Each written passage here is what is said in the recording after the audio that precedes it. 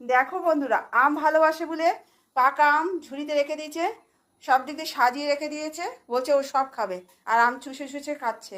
আর লেবু কেন গো দুই দিকে দুটো? হুম হুম লেবু কেন দুই দিকে দুটো? নজর যাতে না লাগে, কেউ যাতে নজর না দেয় গো।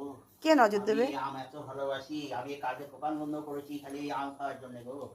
আম আম খাওয়ার আমার জন্য খুব দোকান ভালো। বন্ধ করে রেখেছো? হ্যাঁ, ঝুড়িটা কোলের মধ্যে নিয়ে রেখে দিয়েছো? কাউকে দেবো না আমি এটা।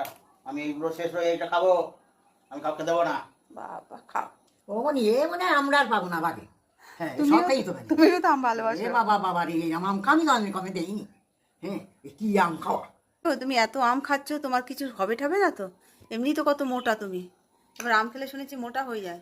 এই আমি উপকার জানো কি? কি উপকার? এই আমে একটুখানি সুগার হবে, একটুখানি ফ্যাট হবে, একটুখানি মোটা হবো। হ্যাঁ, সব কিছু মিলে আমি উপকার জানলে তুমি অবাক হয়ে যাবে। কি কি উপকার আর?